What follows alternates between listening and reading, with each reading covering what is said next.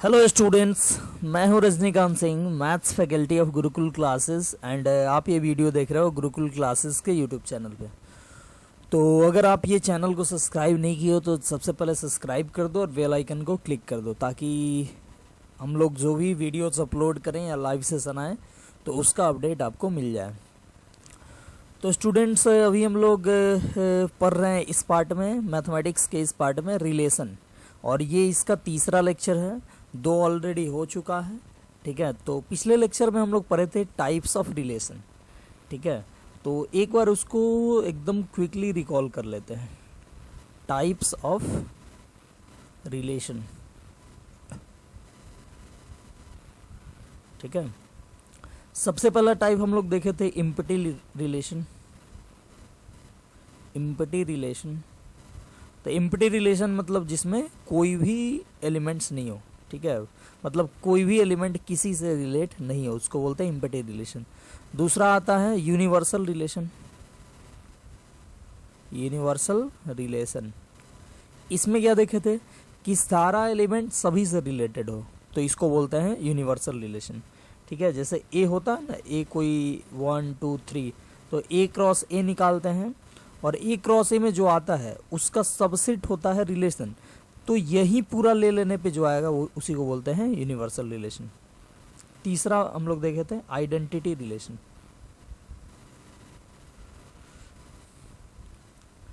Identity relation क्या देखे थे कि सारा एलिमेंट जो हो वो खुद से रिलेटेड हो और बस इतना ही हो, और उसके आगे कोई भी एलिमेंट किसी से रिलेटेड नहीं हो। जैसे सेट ए है, तो अगर हम ऐसे रिलेशन लिखें R इक्वल टू 1 1 2 2 और 3 3, तो ये क्या हो जाएगा आइडेंटिटी रिलेशन, ठीक है।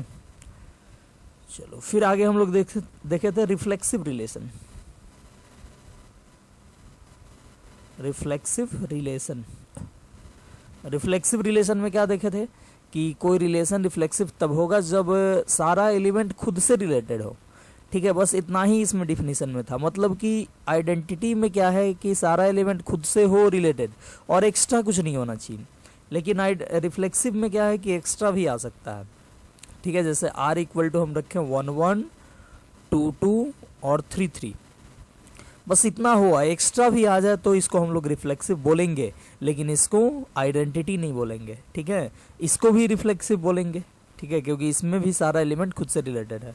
हाँ, सेट हो 1 2 3 और सारा एलिमेंट रिलेटेड नहीं हो, जैसे हम लिखे ऐसे 1 1 और 2 2, बस इतना ही छोड़ दे, तो ये रिफ्लेक्सिव नहीं होगा, नॉट रिफ्लेक्सिव, ठीक है। तो रिफ्लेक्सिव होने के लिए क्या चाहिए, तो सारा एलिमेंट अपने आप से रिलेट हो जाना चाहिए। एक्स्ट्रा कोई किसी से होता है तो उससे कोई फर्क पड़ेगा नहीं, ठीक है। अच्छा, अब कमेंट में कोई ये स्टूडेंट पूछा था कि यूनिवर्सल रिलेशन रिफ्लेक्सिव होगा कि नहीं, तो एकदम होगा, क्योंकि देखो A इक्वल टू 1 2 3 है। यहाँ पे मैं लिख देता हूँ नोट में पहले लिख देता हूँ यूनिवर्सल रिलेशन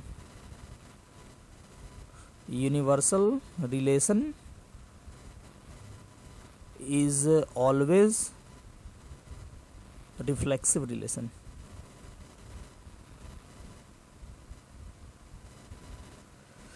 क्यों? क्योंकि देखो A कोई सेट है, मान लो ये 1 2 3, ठीक है। तो A क्रॉस A क्या होगा, तो A क्रॉस A हो जाएगा 1 1 1 2 1 3, फिर 2 1 2 2 और 2 3, ठीक है, और फिर 3 1 3 2 और 3 3। तो रिफ्लेक्सिव यूनिवर्सल रिलेशन क्या होता है, तो यूनिवर्सल रिलेशन यही हो जाता है, ये पूरा सबको ले ले तो वो आ जाता है यूनिवर्सल रिलेशन, मतलब सारा एलिमेंट सबसे रिलेटेड हो, ठीक है। मतलब इसी को हम R ले लें, R इक्वल टू इतना ही ले लें, ये पूरा सबको लिख दें, तो ये हो जाएगा यूनिवर्सल रिलेशन। तो इसमें देखो, इसमें 1 1 भी है, 2 2 भी है और 3 3 भी है, तो क्या हो जाएगा, ये हो जाएगा रिफ्लेक्सिव, ठीक है। मतलब कि जितना भी जो भी यूनिवर्सल रिलेशन जो होगा वो रिफ्लेक्सिव भी होगा। चलो, तो नेक्स्ट हम लोग देखे थे पांचवा टाइप, वो है सिमेट्रिक रिलेशन। सिमेट्रिक रिलेशन, ठीक है। सिमेट्रिक रिलेशन क्या होगा, तो बोलेंगे कि कोई रिलेशन सिमेट्रिक तब होगा जब ए रिलेटेड हो बी से, मतलब A B belongs to R हो, तो बी भी ए से रिलेटेड होना चाहिए, मतलब B A belongs to R भी होना चाहिए। ठीक है, तो वो कहलाएगा symmetric relation. A B belongs to R हो तो B A belongs to R भी होना चाहिए। ठीक है, इस पे मैं डिफरेंट एग्जाम्पल भी करवाया था, तो ये कहलाता है सिमेट्रिक रिलेशन। अब हम लोग देखेंगे आगे नया, अब छठा transitive relation.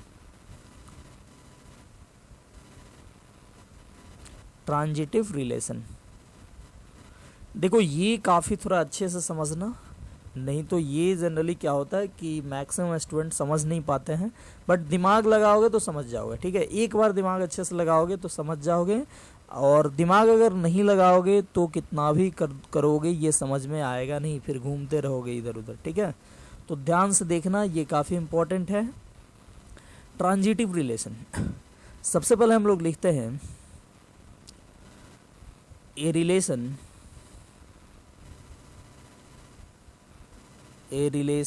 R on a set A is said to be transitive relation।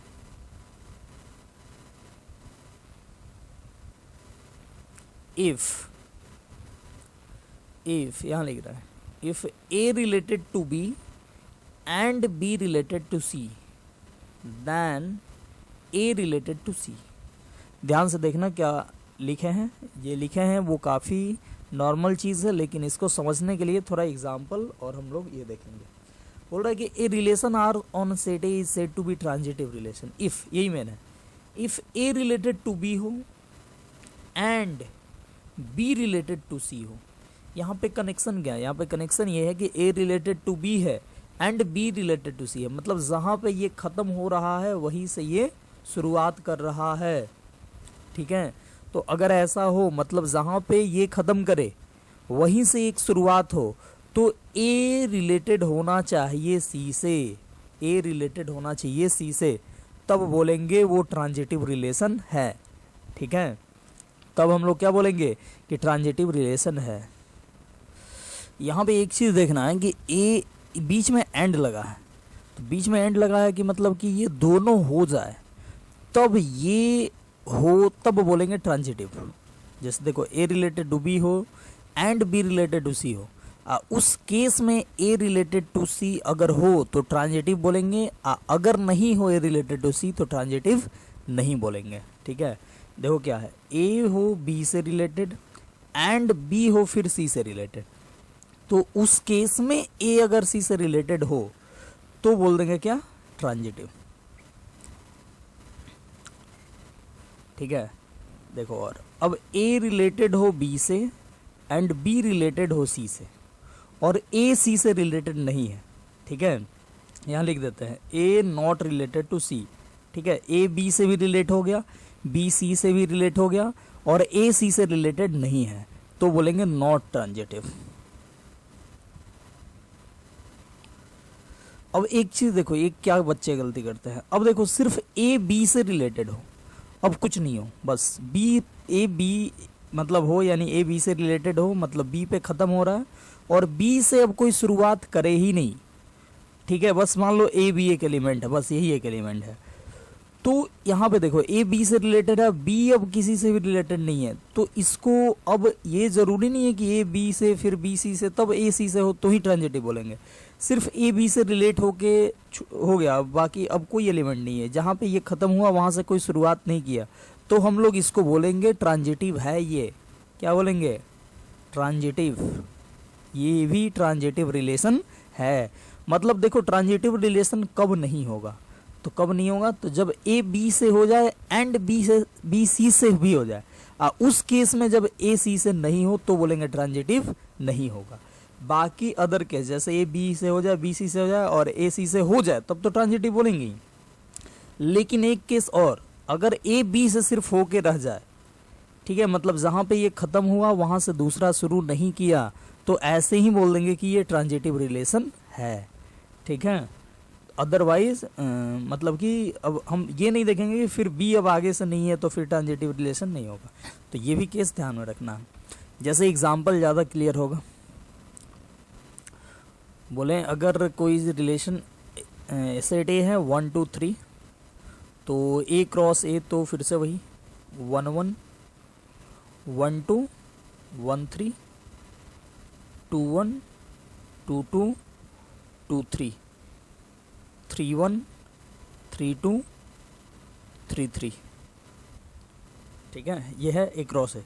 तो हम यहाँ पे कुछ रिलेशन लिख रहे हैं, आर हम लिख रहे हैं सिर्फ 1 2,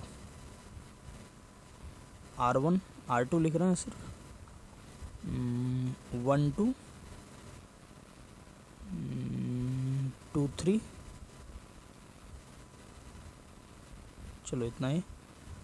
R3 लिख रहे हैं 1 2 2 3 1 3।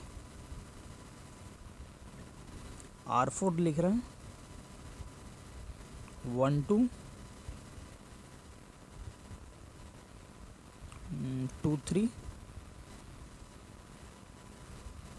1 3 3 1।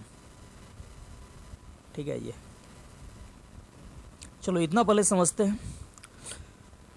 तो सबसे पहले R1, इसको ट्रांजिटिव बोलेंगे कि नहीं, तो ध्यान से देखना। बोले थे कि 1 रिलेटेड है यहाँ पे 2 से, मतलब ये 2 पे ख़त्म हुआ, और जहाँ पे ख़त्म हुआ वहाँ से कोई दूसरा स्टार्ट नहीं हुआ।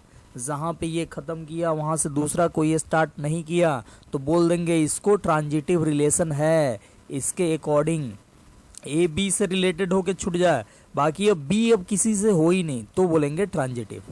ठीक है, यानी 1 2 से रिलेटेड है, अब 2 पे ख़त्म हुआ, 2 से अब कोई स्टार्ट ही नहीं हुआ, तो इस केस में चेक करने की ज़रूरत ही नहीं है। ठीक है, तो ये इसको बोल देंगे ट्रांजिटिव।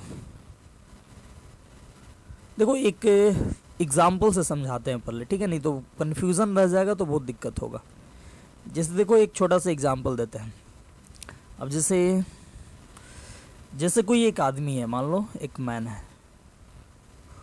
वो अगर अब गवर्नमेंट के रूल के हिसाब से वो अगर उसका एनुअल इनकम अगर 5 लाख से कम है, ठीक है, तो उसको टैक्स नहीं देना पड़ता है।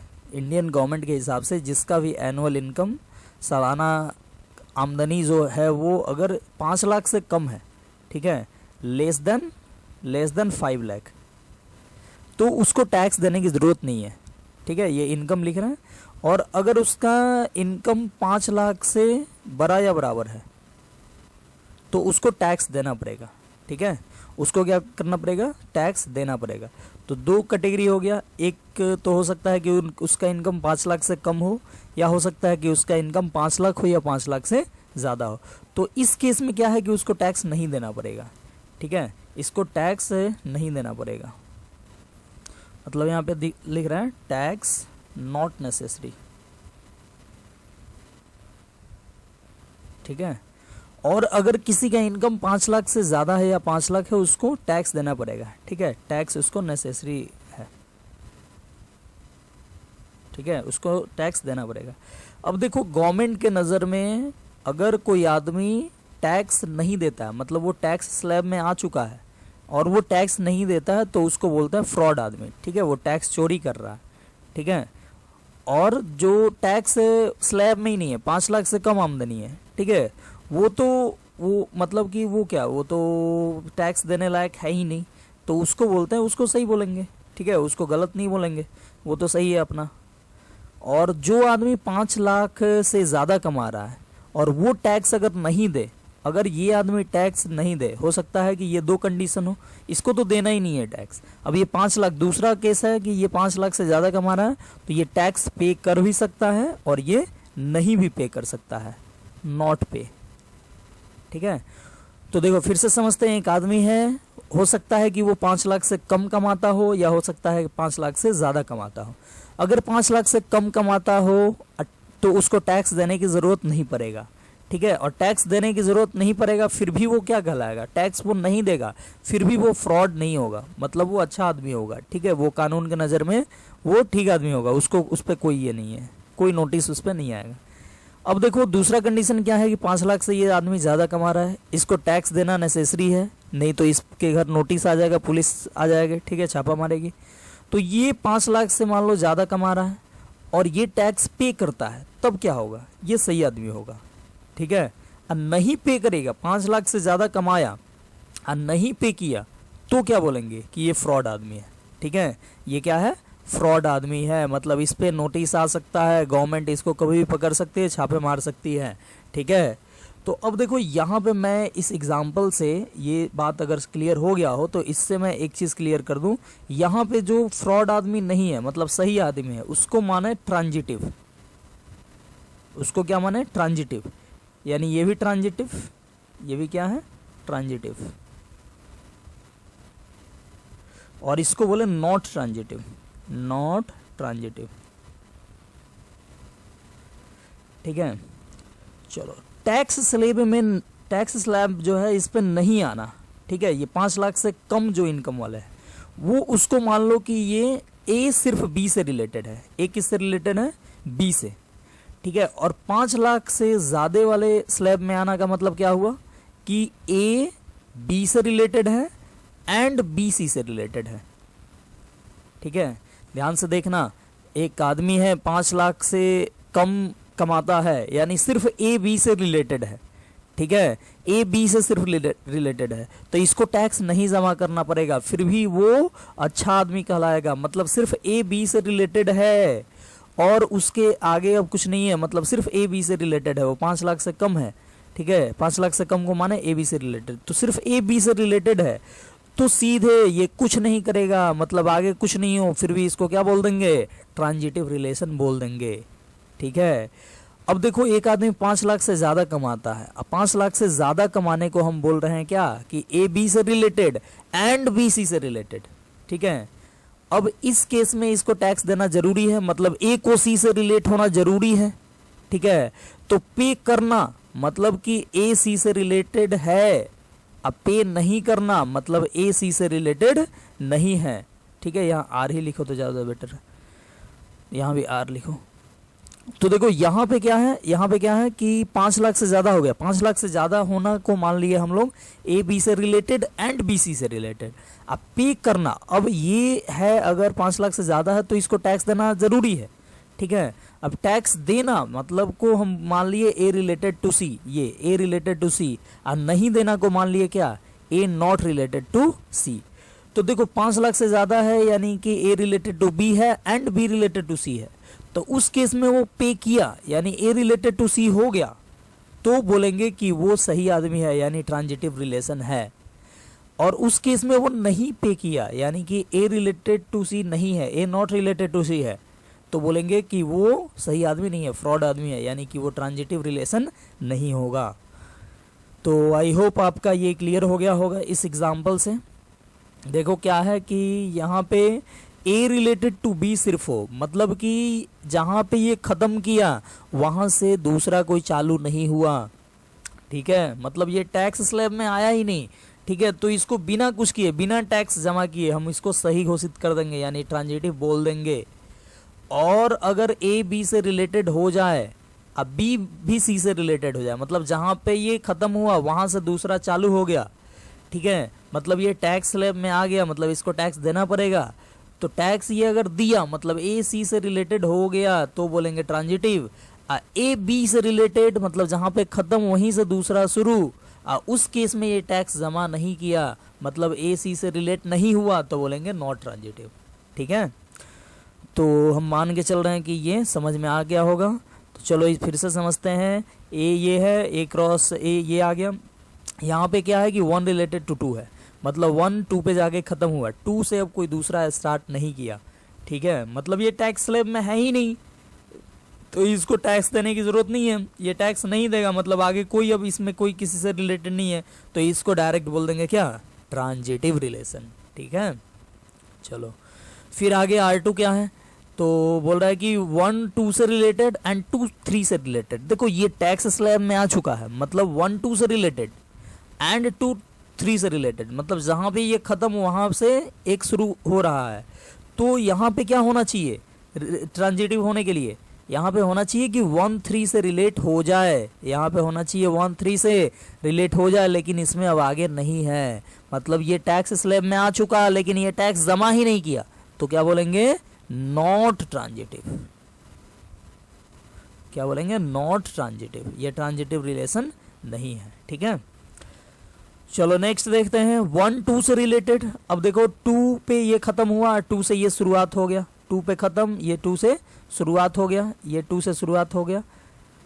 तो देखना पड़ेगा कि फिर ये इसका पहला इसके लास्ट से रिलेटेड है कि नहीं। 1 2 पे खत्म, 2 3 से खत्म, 1 2 पे खत्म और 2 से एक स्टार्ट हुआ, मतलब टैक्स स्लैब में आया।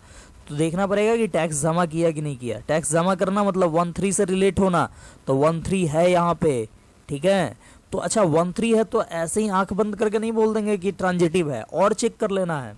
जैसे 1 2 से हुआ मतलब 2 पे खत्म हुआ, तो 2 से देखना है कि सिर्फ यही स्टार्ट हो रहा है कि और भी कोई 2 से स्टार्ट हो रहा है, और भी कोई 2 से स्टार्ट हो। जैसे मान लो 1 2 हो और 2 3 तो ये है ही, मान लो 1 3 है, अब फिर उधर कहीं मान लो कुछ और हो जाए, 2 मान लो ज़्यादा इसमें हो एलिमेंट 1 2 3 से ज़्यादा, या मान लो 2 1 हो।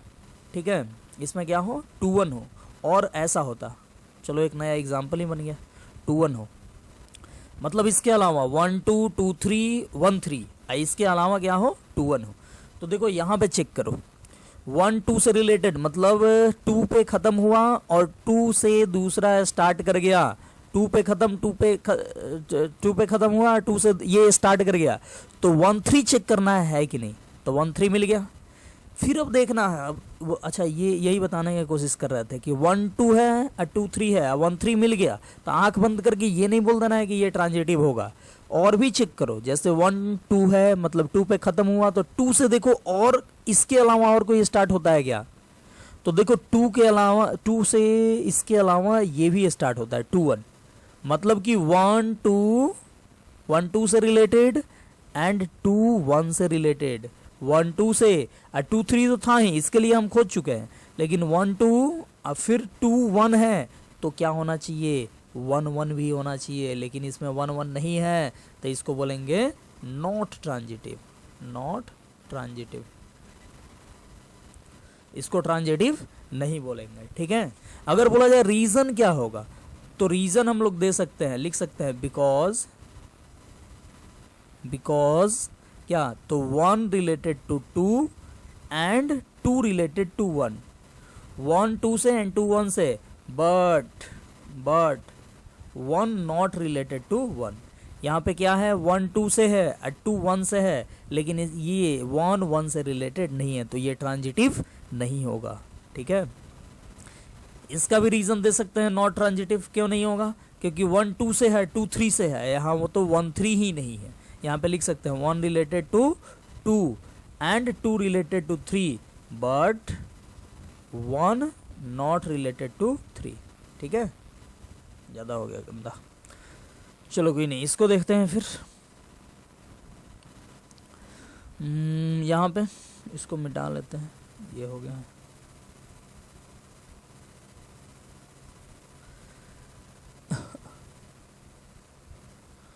चलो जगह बन गया बहुत।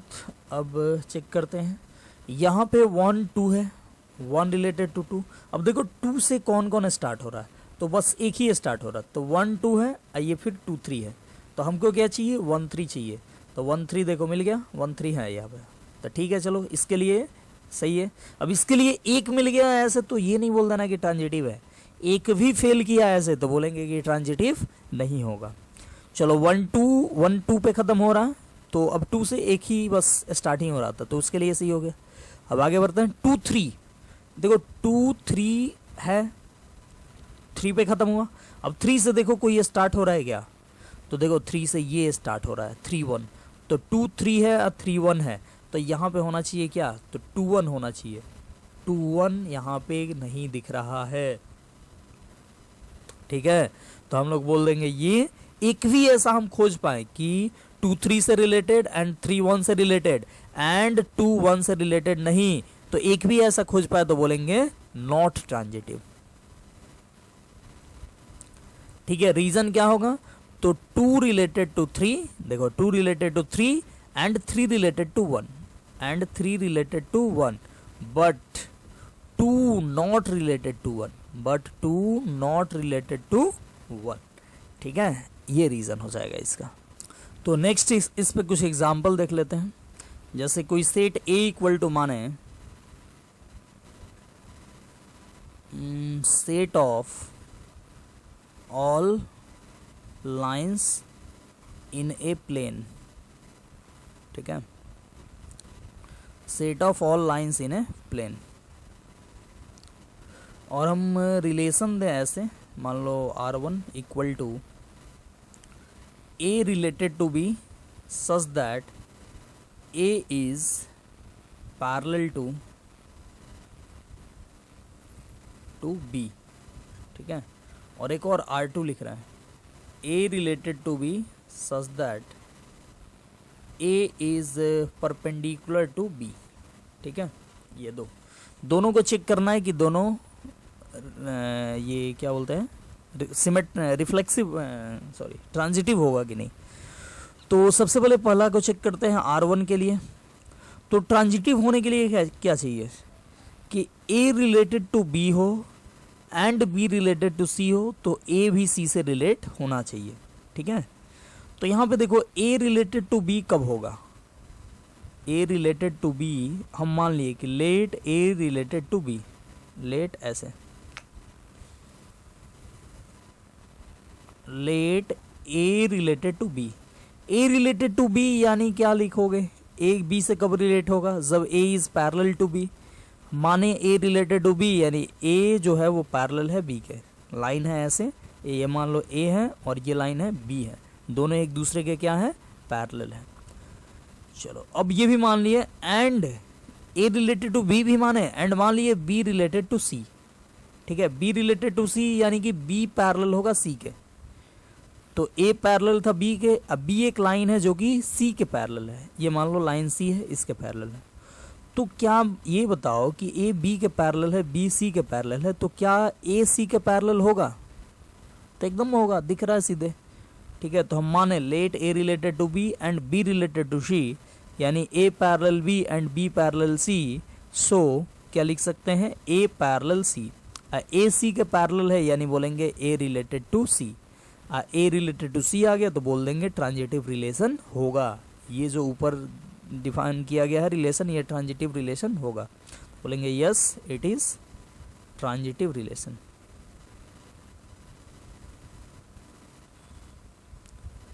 ठीक है, आगे दूसरा क्या था, तो A related to B such that A is perpendicular to B।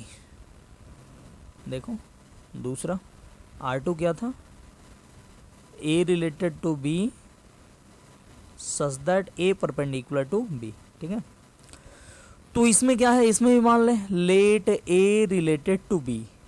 A related to B का मतलब क्या हुआ कि A परपेंडिकुलर होगा B के।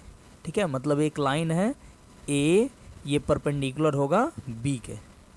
ठीक है, ये परपेंडिकुलर होगा, ये लाइन है B। ठीक है, फिर मान लिए and B related to C माने, A रिलेटेड टू B माने, फिर B रिलेटेड टू C माने।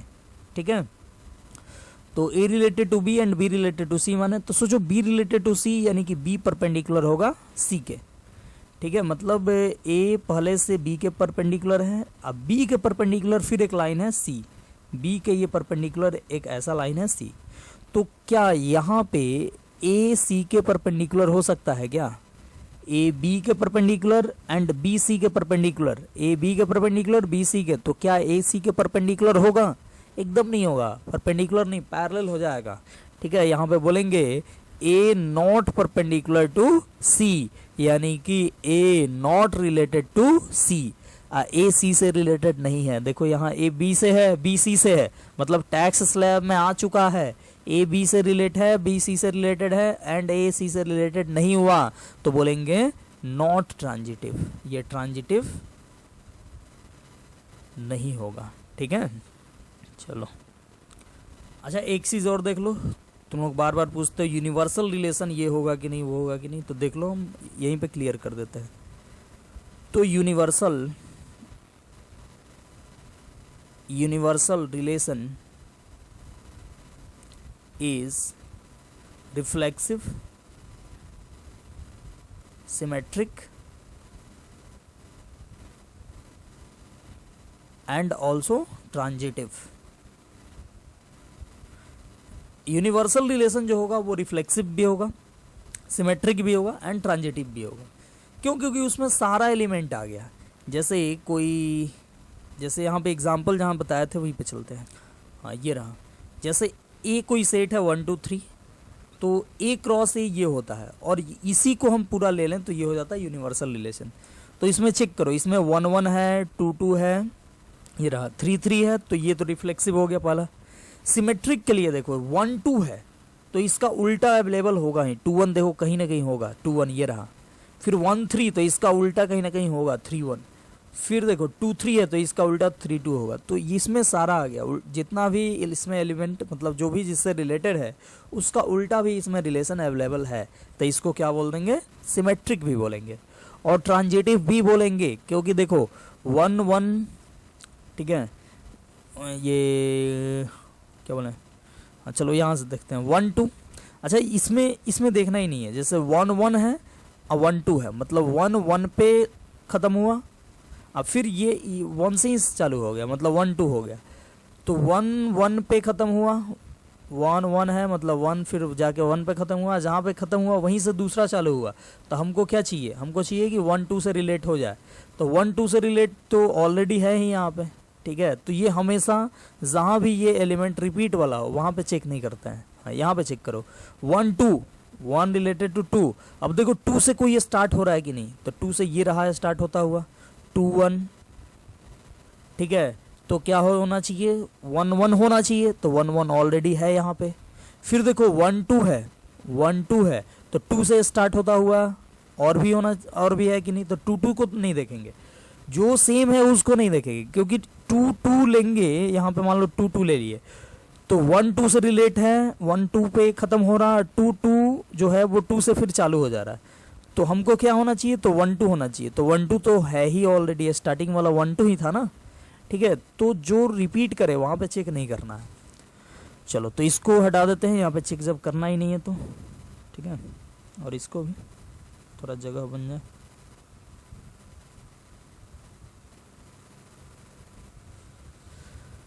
चलो अब ये क्या है? 1 2 है, 1 2 है और 2 3 है। ये देखो 2 3 है तो होना क्या चाहिए? होना चाहिए 1 3। तो 1 3 खोजो, है क्या? ये रहा 1 3, ठीक है। फिर 1 2 से अब कोई नहीं है, तो ऐसे ही करोगे तो ये इसमें सारा मिल जाएगा, ठीक है। क्योंकि ऑलरेडी इसमें सारा एलिमेंट ऑलरेडी अवेलेबल है। तो इसलिए हम लोग क्या बोलेंगे कि यूनिवर्सल रिलेशन जो होगा वो रिफ्लेक्सिव भी होगा, सिमेट्रिक भी होगा एंड ट्रांजिटिव भी होगा, ठीक है। तो वही चीज़ लिखे हैं, universal relation is reflexive, symmetric and also transitive, ठीक है। तो ये हो गया। तो नेक्स्ट टाइप है वो हम लोग देखते हैं, वो है equivalence relation. Equivalence relation, equivalence relation क्या होता है? तो हम लोग बोलते हैं कि कोई रिलेशन इक्विवेलेंस रिलेशन तब कहा जाएगा जब वो रिफ्लेक्सिव भी हो, सिमेट्रिक भी हो एंड ट्रांजिटिव भी हो। नया इसमें कुछ नहीं होता, बस जितना अभी हम लोग पढ़े हैं उसी को मिला दें, मतलब कोई रिलेशन तीनों हो जाए, रिफ्लेक्सिव, सिमेट्रिक एंड ट्रांजिटिव, तो वो कहला जाता है इक्विवेलेंस, ठीक है। तो इसमें नया कुछ नहीं है, लिख देते हैं a relation R is said to be equivalence relation if it is reflexive, symmetric and transitive, ठीक है। तीनों हो जाए तो उसको बोलेंगे इक्विवेलेंस रिलेशन, ठीक है। तो इक्विवेलेंस रिलेशन हम लोग यही मेन पूछता है कि प्रूफ करो कि कोई रिलेशन इक्विवेलेंस रिलेशन है कि नहीं, ठीक है, या चेक करो कि इक्विवेलेंस है कि नहीं, यही चीज़ पूछता है मेनली। तो इक्विवेलेंस में तीनों आ गया, रिफ्लेक्सिव, सिमेट्रिक, ट्रांजिटिव, तो इसी को मेन समझना है, ठीक है। फिर एक चीज़ इसमें आता है इक्विवेलेंस क्लास। तो इक्विवेलेंस क्लास एक्चुअली जो है वो हम लोग क्वेश्चन जब करेंगे तो उसी टाइम में देखेंगे, क्योंकि अभी बताएंगे तो अभी समझ में नहीं आएगा। क्वेश्चन जब कराएंगे तब बता देंगे इक्विवेलेंस क्लास होता क्या है, और उसी टाइम में इक्विवेलेंस क्लास निकालना भी सिखाएंगे, कैसे इक्विवेलेंस क्लास फाइंड करते हैं वो सिखाएंगे, ठीक है। तो आगे मैं कुछ क्वेश्चन यहाँ पे दिखाता हूँ आपको। क्वेश्चन है कि prove that a relation defined by R equal to AB such that A plus B is even, ठीक है। Prove that a relation defined by R equal to इतना ऑन द सेट ऑफ क्या natural number या integer भी हो सकता है, कोई दिक्कत नहीं है, on the set of integer. Prove that a relation defined by R equal to इतना on the set of integer is equivalence relation and also find the equivalence class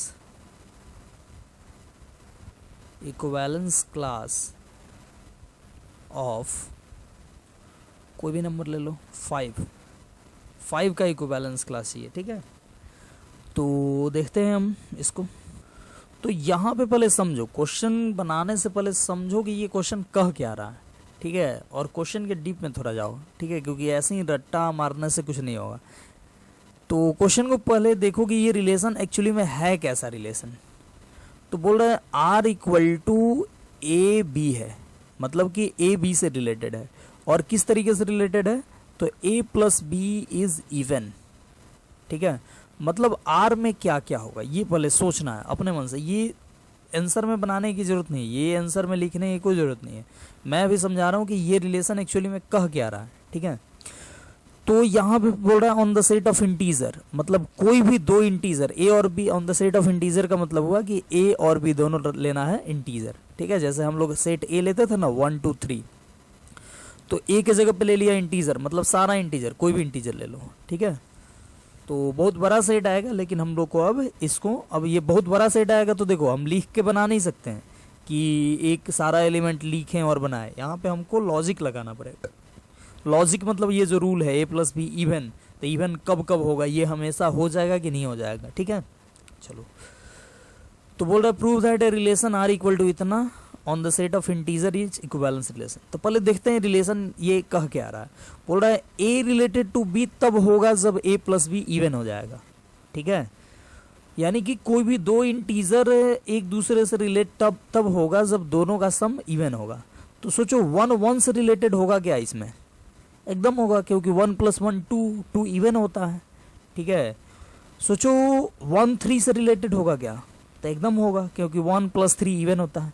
फिर ऐसे ही 1 5 से रिलेट होगा, 1 7 से रिलेट होगा, ऐसे हो जाएगा। फिर इसमें 2 किससे रिलेट होगा, तो 2 1 से नहीं होगा, क्योंकि 2 + 1 3 होता है, जो कि इवन नहीं है।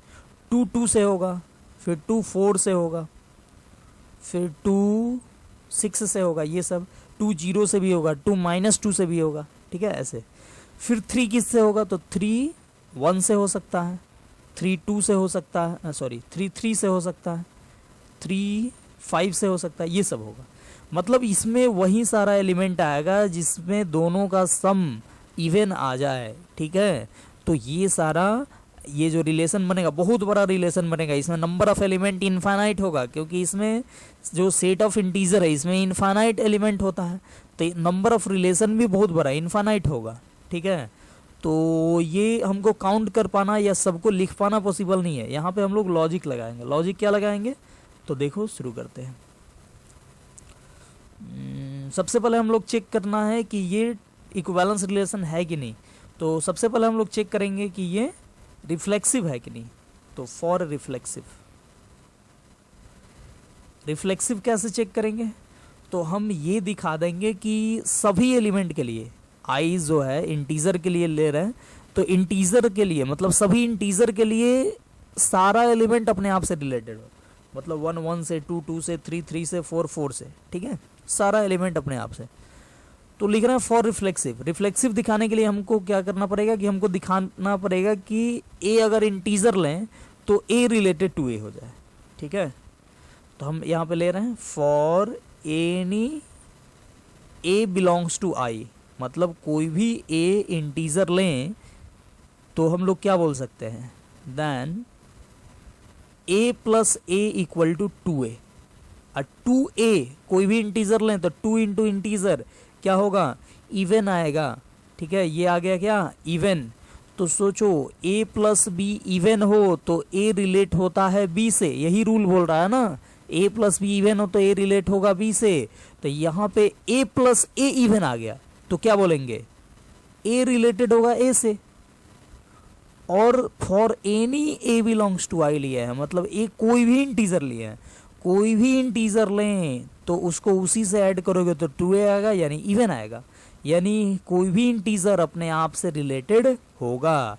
तो बोलेंगे क्या, so a related to a for all a belongs to I, मतलब ए के सभी इंटीजर वैल्यू के लिए ए से रिलेटेड होगा। तो बोल देंगे सो आर इज रिफ्लेक्सिव, आर क्या होगा, रिफ्लेक्सिव हो जाएगा, ठीक है। देखो कितना आसानी से प्रूव कर दिए, ये चीज ध्यान रखना है। जो डिफिनीशन दिया हुआ है, ये रिलेशन का मतलब जो ये क्वेश्चन में दिया हुआ है कि कौन सा किस डिफिनीशन के अकॉर्डिंग ये रिलेशन बन रहा है, उस डिफिनीशन के अकॉर्डिंग देखना है कि सारा एलिमेंट खुद से रिलेटेड है कि नहीं। तो है यहाँ पे, तो हम लोग बोल दिए आर इज रिफ्लेक्सिव। फिर देखते हैं next, for symmetric. Symmetric relation कब होगा, कैसे होगा, तो सिमेट्रिक रिलेशन के लिए क्या चाहिए कि ए बी से रिलेटेड हो, ए बी से हो तो बस बी ए से हो जाना चाहिए, यही ना। तो देखो ऐसा करते हैं, हम लोग मान लेते हैं let a related to b, क्या मान लिए, ए रिलेटेड टू बी। अब सोचो ए रिलेटेड टू बी माने तो क्या बोलोगे, a plus b equal to even. A related to b तब होगा, ए रिलेटेड टू बी तब होगा जब ए प्लस बी इवन हो, ठीक है। ए प्लस बी इवन, चलो इतना ही रन, तो क्या बोलोगे, ए प्लस बी इवन तो बी प्लस ए भी इवन, इसमें कोई दिक्कत नहीं है।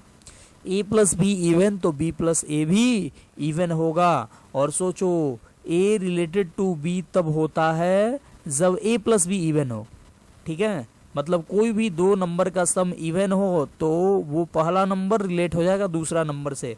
जैसे 5 प्लस 7 कितना होता है, 5 प्लस 7 12, जो कि इवन है, तो क्या बोल देंगे 5 रिलेटेड टू 7, ठीक है। वैसे ही बी प्लस ए इवन है तो क्या बोल देंगे b related to a, b related to a, यहाँ पे बोल देंगे बी ए से रिलेटेड होगा। ए रिलेटेड टू बी लेकर चले तो a plus b even, a plus b even है तो उल्टा तो लिख ही सकते हो ना, बी प्लस ए इवन, तो बी रिलेटेड टू ए हो गया। यानी हम लोग क्या बोलेंगे कि ये सिमेट्रिक है, बोलेंगे आर इज सिमेट्रिक, ठीक है। फिर देखते हैं हम लोग ट्रांजिटिव के लिए, फॉर ट्रांजिटिव। ट्रांजिटिव के लिए क्या चाहिए, ट्रांजिटिव के लिए चाहिए कि ए बी से रिलेटेड हो एंड बी सी से रिलेटेड हो तो ए सी से रिलेटेड होना चाहिए, ठीक है। यानी कि मान लिए हम let a related to b and B related to c, तो अब हमको प्रूफ क्या कर देना है कि ए रिलेटेड टू सी, ए हमको प्रूफ करना है। देखो यहाँ पे जो हमारा एम है उसको लिख देना है, ए रिलेटेड टू सी हमको प्रूफ करना है। ये कब होगा, जब ए प्लस सी इवन हो जाए, बस। तो हमको ये प्रूफ कर देना है कि ए प्लस सी इवन होगा, ठीक है। तो इसके लिए हम लोग यहां से प्रोसीड करते हैं। बोल रहा है कि let a related to b, a related to b का मतलब a plus b equal to even, and B related to c का मतलब b plus c equal to even. अब देखो यहां से थोड़ा सा लिख देते हैं, a plus b equal to even का मतलब लिख सकते हो 2k, and b plus c equal to even, even का मतलब फिर से 2k या 2p लिख सकते हो, दूसरा कोई नंबर लिख दिए, ठीक है। तो अब हमको क्या चाहिए, हमको प्रूफ करना है कि a प्लस सी इवन हो। तो इसके लिए दोनों को ऐड कर दो, ठीक है, ये दोनों को ऐड कर दो, ऐड करोगे तो क्या मिलेगा, तो a प्लस बी प्लस फिर ये हो जाएगा b प्लस सी, इधर हो जाएगा 2k प्लस 2p, तो ये हो गया a प्लस सी प्लस ये 2b, ये हो जाएगा 2b equal to 2k plus 2p। अब ये 2b को उस साइड ले जाओ तो क्या हो जाएगा, a plus c equal to 2k plus 2p minus 2b। अब देखो ये सब में 2 लगा है, यानी 2 सबसे अगर कॉमन कर लें तो आएगा k plus p minus b. अब ये कोई इंटीजर होगा, कोई इंटीजर में 2 से मल्टीप्लाई करें तो ये क्या हो जाएगा, इवन आ जाएगा, यानी आ गया a plus c equal to even, a plus c even आ गया तो क्या बोलोगे कि a related to c, a related to c हो गया, यानी कि हम लेकर चले थे a related to b and b related to c, हमको मिल गया a रिलेटेड टू c, तो बोल देंगे क्या कि r इज ट्रांजिटिव। तो r रिफ्लेक्सिव भी है, r सिमेट्रिक भी है एंड r ट्रांजिटिव भी है, तो क्या बोल देंगे r इज इक्विवेलेंस। ठीक है, r कैसा रिलेशन है, तो इक्विवेलेंस रिलेशन है। ठीक है, इसमें से एक भी फेल करता तो बोलते हैं कि इक्विवेलेंस रिलेशन नहीं होगा। तो हम लोग ये तो देख लिए कि ये इक्विवेलेंस रिलेशन है। फिर इस क्वेश्चन में एक और पार्ट था कि इक्विवेलेंस क्लास फाइंड करना है। ठीक है, किसका, तो 5 का। तो चलो आते हैं। तो देखो इक्विवेलेंस क्लास ऑफ 5 हमको चाहिए इस रिलेशन के लिए। तो सबसे पहले समझते हैं ये होता क्या है। तो इक्विवेलेंस क्लास एक्चुअली इस रिलेशन के लिए 5 का इक्विवेलेंस क्लास वो सारा एलिमेंट होगा जो इस रिलेशन से 5 से रिलेटेड होगा। इस रिलेशन के अंतर्गत 5 से जो जो एलिमेंट रिलेट होगा ऑल इंटीजर में, तो उसी को हम लोग बोलेंगे इक्विवेलेंस क्लास ऑफ 5। ऐसा करते हैं, पहले इसका डिफिनीशन ही देख लेते हैं, इक्विवेलेंस क्लास क्या होता है।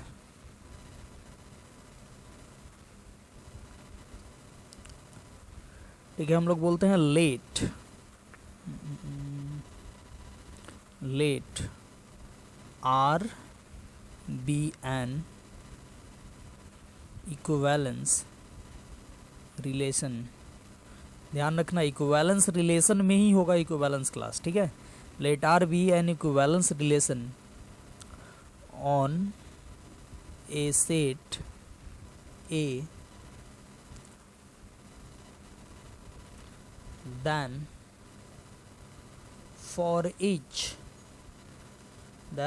each a belongs to a, मतलब a के सभी एलिमेंट्स के लिए, a का कोई एक जनरल एलिमेंट a लिए, then for each a belongs to a, its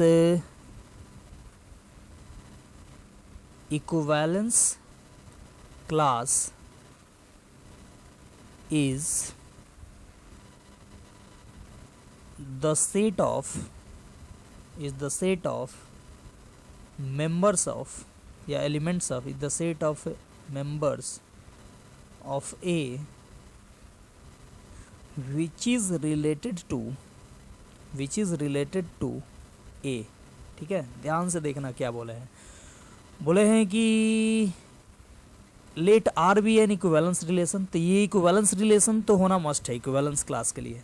बोले हैं let R be an equivalence relation on a set A, then for each a belongs to A, its equivalence class is the set of members of A which is related to ए।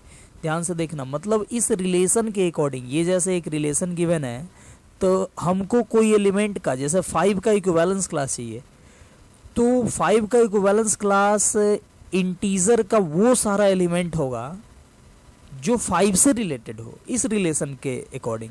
ठीक है, उसको बोल देंगे equivalence relation. और इसको denote करते हैं denoted by ऐसे, ए को बॉक्स में रख देते हैं। ठीक है, ये हो जाएगा इक्विवेलेंस क्लास ऑफ ए। तो ऐसे डिनोट करते हैं। और इसको क्या लिख सकते हो, मैथमेटिकली इसी बात को लिखना हो तो लिख सकते हो equivalence class of a equal to हो जाएगा x such that x related to a. ध्यान से देखना, ए का इक्विवेलेंस क्लास क्या होगा, तो एक एलिमेंट होगा एक्स, अब एक्स से ढेर सारा एलिमेंट हो जाएगा, ठीक है, हम जनरलाइज करके लिख दिए, तो ए का इक्विवेलेंस होगा एक्स, एक्स क्या होगा, तो एक्स के बारे में लिखा गया है कि एक्स ए से रिलेटेड होगा, ठीक है। चलो, तो अब हम लोग इस रिलेशन से जो 5 का इक्विवेलेंस क्लास होगा वो फाइंड करते हैं। बोल रहा है कि R equal to a b है, ए प्लस बी इवन होना चाहिए, ठीक है, तो हमको चाहिए 5 का इक्विवेलेंस क्लास। हाँ, तो हम लोग देखेंगे 5 प्लस 5 का इक्विवेलेंस क्लास, ये तो ऐसे ही लिखते हैं, 5 का equivalence class equal to x such that x related to 5, यही हुआ ना, ये लिखे हम लोग डिफिनीशन में ही देखे थे कि 5 का इक्विवेलेंस क्लास चाहिए, तो 5 का इक्विवेलेंस क्लास वो सारा एलिमेंट होगा जो 5 से रिलेट हो। अब सोचो x हम मान लिए इक्विवेलेंस क्लास, तो x होना चाहिए 5 से रिलेटेड, यानी क्या, तो x प्लस 5 बराबर इवन होना चाहिए, ठीक है। x 5 से रिलेट तब होगा जब x को 5 से ऐड करने पे इवन आ जाए, और x को 5 से ऐड करने पे इवन आए तो x के जगह पे क्या ले सकते हो, तो x हो सकता है x बिलोंग्स टू, अब x के जगह पे ले सकते हो 1, 1 प्लस 5 इवन होगा, 3 ले सकते हो, 5 ले सकते हो, 7 ले सकते हो, 9 ले सकते हो, मतलब कोई भी ऑड ले सकते हो, -1 भी ले सकते हो, -1 प्लस 5 4 होगा जो कि इवन होगा, तो हम लोग कोई भी ऑड इंटीजर ले सकते हैं, तो x बिलोंग्स टू क्या हो जाएगा, ऑड इंटीजर, तो 5 का इक्विवेलेंस क्लास क्या हो गया, तो सारा ऑड इंटीजर, ठीक है, ऑड इंटीजर का सेट, ठीक है, मतलब ये सब -3 -1 1 3 5 डॉट डॉट, ये सारा ऑड इंटीजर का सेट जो होगा वो इक्विवेलेंस क्लास ऑफ 5 हो जाएगा, ठीक है। तो आई होप आपका क्लियर ये हो गया होगा। तो नेक्स्ट क्वेश्चन है, किस पे देखते हैं, सो that the relation defined by r equal to a b such that a minus b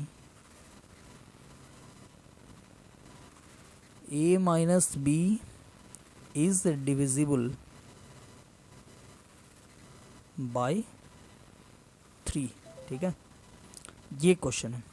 and इसमें भी दे देते हैं, ऑल्सो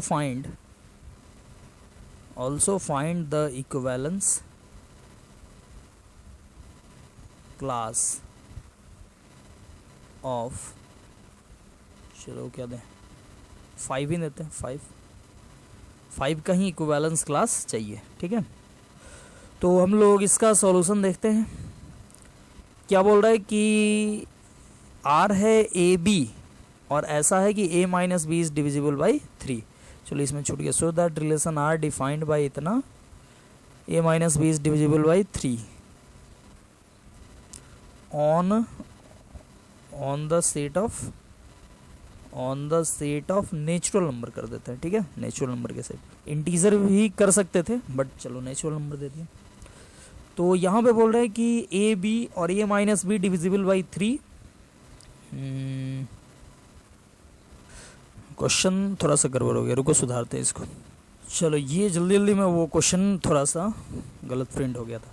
बोला so that the relation defined by R equal to a b such that a minus b is divisible by 3 on the set of natural number is an equivalence relation and also find the equivalence class of 5 का equivalence class चाहिए, ठीक है। तो सबसे पहले ऐसा करते हैं, यहाँ पे हम लोग शुरू करेंगे रिफ्लेक्सिव से, हम लोग देखेंगे फॉर रिफ्लेक्सिव ये होगा कि नहीं। तो रिफ्लेक्सिव के लिए फिर से क्या चाहिए कि ए से रिलेट हो जाए, और ए से रिलेट होने के लिए क्या होना पड़ेगा, तो a माइनस ए 3 से डिविजिबल हो जाए, ठीक है। तो किसी भी नेचुरल नंबर के लिए हम एक वैल्यू लेते हैं a, हम ले रहे हैं let a belongs to, let ऐसे लिख दो, let for any a belongs to natural number, a minus a क्या होगा, a minus a equal to 0 होगा, और 0 जो होता है वो डिविजिबल बाई 3 होता है, 0 किसी भी नंबर से डिविजिबल है, तो ये 0 आ गया, a माइनस ए यानी कि डिविजिबल बाई 3, ठीक है। तो a माइनस ए 3 से डिविजिबल है, और देखो यहाँ पे डिफिनीशन ये बोल रहा है कि a माइनस बी 3 से डिविजिबल हो, तो a रिलेटेड टू b हो जाएगा। तो a minus A divisible by 3 है, तो क्या बोल देंगे कि a रिलेटेड टू a हो जाएगा for all a belongs to natural number. a के सभी नेचुरल नंबर के लिए a से रिलेट होगा, यानी हम लोग बोलेंगे r कैसा है, ये रिफ्लेक्सिव है। r एक रिफ्लेक्सिव रिलेशन है। दूसरा हम लोग देखते हैं फॉर सिमेट्रिक। सिमेट्रिक चेक करते हैं। सिमेट्रिक के लिए क्या होना चाहिए कि a b से रिलेट हो जाए तो b a से फिर से रिलेट होना चाहिए। तो हम लोग मान लेते हैं let a related to b। अब a रिलेटेड टू b यानी कि a minus b is divisible by 3। अब a minus b divisible by 3 यानी कि a माइनस बी को 3k लिख सकते हो, 3k लिख सकते हो। तो a माइनस बी 3k, तो माइनस मल्टीप्लाई कर दो दोनों साइड, तो क्या हो जाएगा b minus a equal to b हो जाएगा 3k। उल्टा करो तो सॉरी माइनस 3k हो जाएगा, b माइनस ए कितना होगा माइनस 3k। अब देखो माइनस 3k भी क्या होगा, ये भी होगा डिविजिबल बाई 3, ये भी 3 से डिविजिबल, यानी बोलेंगे b minus A is divisible by 3। तो b माइनस ए 3 से डिविजिबल है। a रिलेटेड टू b तब होता है जब a माइनस बी 3 से डिविजिबल हो, ठीक है। और यहाँ हम ला दिए b minus A divisible by 3 है, यानी हम लोग बोल देंगे कि b रिलेटेड टू a होगा। a रिलेटेड टू b लेकर चले और b रिलेटेड टू a आ गया, तो क्या बोल देंगे कि r is symmetric, r is symmetric relation. फिर हमको क्या प्रूव करना है, तो ट्रांजिटिव प्रूव करना है, तो लिखेंगे फॉर ट्रांजिटिव। ट्रांजिटिव के लिए क्या चाहिए, तो ए बी से रिलेटेड एंड बी सी से रिलेटेड, तो ए भी सी से रिलेटेड होना चाहिए, ठीक है। तो हम लोग मान लिए let a related to b and B related to c, ठीक है। तो ए रिलेटेड टू बी यानी कि ए माइनस बी 3 से डिविजिबल, यानी ए माइनस बी 3k। फिर b रिलेटेड टू c यानी कि क्या लिखोगे b minus c equal to 3p लिख दो।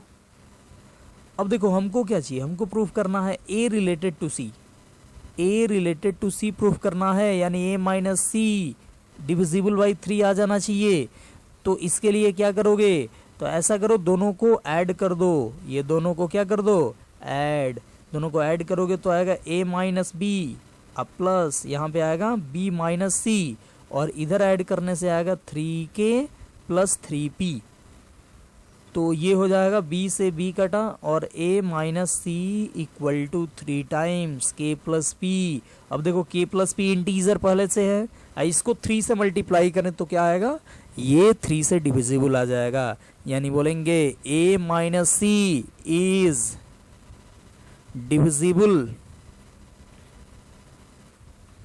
Divisible by 3। अब देखो यहाँ पे a minus c divisible by 3 है, तो हम लोग क्या बोलेंगे कि a रिलेटेड टू c। अब a रिलेटेड टू c आ गया, हम मान के चले थे a related to b and b related to c, हमको मिला a रिलेटेड टू c, तो हम लोग बोल देंगे कि r is transitive, r is transitive, r एक ट्रांजिटिव रिलेशन है, ठीक है। तो R रिफ्लेक्सिव भी प्रूव हो गया, सिमेट्रिक भी प्रूव हो गया और ट्रांजिटिव भी प्रूव हो गया। तो क्या बोलेंगे कि R is an equivalence relation, equivalence relation, ठीक है, ये हम प्रूव कर दिए। फिर हमको क्या चाहिए था, तो इक्विवेलेंस क्लास ऑफ 5 चाहिए था। तो पहले रिलेशन थोड़ा लिख देते हैं, नजदीक हो जाए। R equal to a b such that a minus b is divisible by 3, और इसके तहत इस रिलेशन के लिए हमको क्या चाहिए, तो ये 5 का इक्विवेलेंस क्लास। तो 5 का इक्विवेलेंस क्लास x होगा such that x related to 5 होगा, ठीक है, यानी कि x रिलेटेड टू 5 कब होगा, जब x minus 5 is divisible by 3। x minus 5 3 से डिविजिबल होना चाहिए। तो x माइनस 5 3 से डिविजिबल कब होगा, जब x के जगह पे हम लोग ले x इक्वल टू, यहाँ से क्या हो सकता है, तो 9 हो सकता है, सॉरी 10 हो सकता है, 10 9 नहीं होगा, सॉरी डिविजिबल बाई 3 है ना, डिविजिबल बाई 3 है, तो डिविजिबल बाई 3 है, तो यहाँ पे क्या हो सकता है, 8 हो सकता है। 8 माइनस 5 3 आएगा जो कि 3 से डिविजिबल, तो 8 हो सकता है। और क्या होगा, और 11 हो सकता है, क्योंकि 11 माइनस 5 जो होगा वो 6 आएगा, तो वो भी डिविजिबल बाई 3। 14 हो सकता है, 14 माइनस 5 9 आएगा, वो भी 3 से डिविजिबल होगा, ठीक है। 17 हो सकता है, ये सारा कुछ हो सकता है। तो ये क्या हो जाएगा, इक्विवेलेंस क्लास ऑफ, इसी को बोल देंगे इक्विवेलेंस क्लास ऑफ 5, ठीक है। तो ये सब हमको मिल गया 5 का इक्विवेलेंस क्लास। तो ये क्वेश्चन कंप्लीट हुआ। तो इस टाइप का जो क्वेश्चन है वो बोर्ड में आता है, ठीक है। और ये रिलेशन पहचानना जेई मेन में भी आता है। जेई एडवांस के सिलेबस में तो नहीं है, लेकिन जेई मेन के सिलेबस में है, तो जेई मेन में भी आ सकता है, और 12th बोर्ड में तो फिक्स है, आएगा ही। 6 मार्क्स का इससे क्वेश्चन आता है रिलेशन टॉपिक से।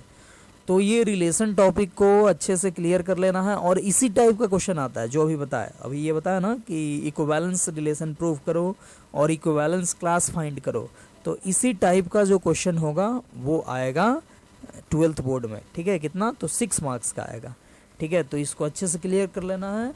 आज हम लोग क्या पढ़े, एक बार रिकॉल कर लेते हैं। तो आज हम लोग मेनली पढ़े ट्रांजिटिव रिलेशन। ट्रांजिटिव रिलेशन, तो ट्रांजिटिव रिलेशन काफ़ी इंपॉर्टेंट है। ट्रांजिटिव रिलेशन जो है ये हम लोग को, ये मतलब समझने में थोड़ा सा ज़्यादा टाइम लगा इसको, और यही मेन है रिलेशन में जो है। रिफ्लेक्सिव सिमेट्रिक ट्रांजिटिव तो मेन है ही, इसमें भी ट्रांजिटिव रिलेशन ज़्यादा इंपॉर्टेंट है, ठीक है। तो ट्रांजिटिव रिलेशन पढ़े, और फिर पढ़े इक्विवेलेंस रिलेशन, फिर इक्विवेलेंस क्लास पढ़े, और हम लोग कुछ क्वेश्चन भी देखे। ये दोनों क्वेश्चन है, ये पूछा हुआ है ऑलरेडी बोर्ड में, और एक बार नहीं 2-3 बार ये दोनों क्वेश्चन पूछा हुआ है।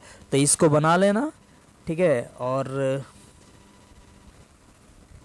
तो पिछले क्लास में क्वेश्चन ये दिए थे, ये determine whether the each of the following relation are reflexive symmetric and transitive. तो इसमें बोले थे कि ट्रांजिटिव अभी हो सकता है कि नहीं बनेगा, तो अब बना के देखना, अब ट्रांजिटिव भी हो जाएगा, ठीक है। तो अब इसको बनाना, इसको पॉज करो वीडियो को और बनाओ ट्रांजिटिव, और बाकी सब ये भी।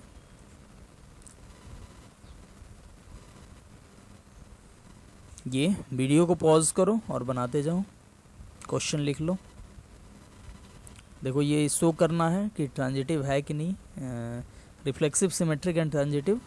अच्छा, ये शो करना है कि रिफ्लेक्सिव है एंड ट्रांजिटिव है बट सिमेट्रिक नहीं है, तो इसको प्रूफ करना। ये आई होप आप नोट कर लोगे। चलो ये नया आ गया,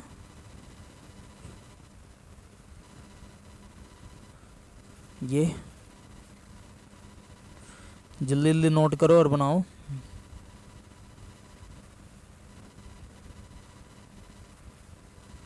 ये 9 10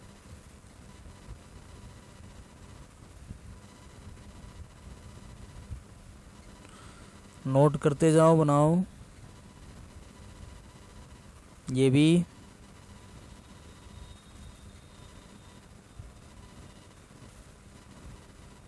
ये भी, इतना तक है, ठीक है। तो ये क्वेश्चन बना लेना। तो हम लोग वीडियो को यहीं पे करते हैं समाप्त, और आप पढ़ते रहिए, घर पे रहिए और देखते रहिए सारा वीडियोस, और सारा जैसे हम लोग अपलोड कर रहे हैं उसको देखते रहिए, और फिर मिलते हैं नेक्स्ट लेक्चर में, ठीक है। इसको बना लेना, अगले क्लास में यानी अगले लेक्चर में हम लोग डिस्कस करेंगे क्वेश्चन, और काफ़ी मतलब जो जो पूछा हुआ क्वेश्चन होगा और जो भी पूछने वाला होगा वो सारा कुछ हम लोग डिस्कस करेंगे, ठीक है। तो बाय बाय, मिलते हैं नेक्स्ट वीडियो में। Thank you, best of luck.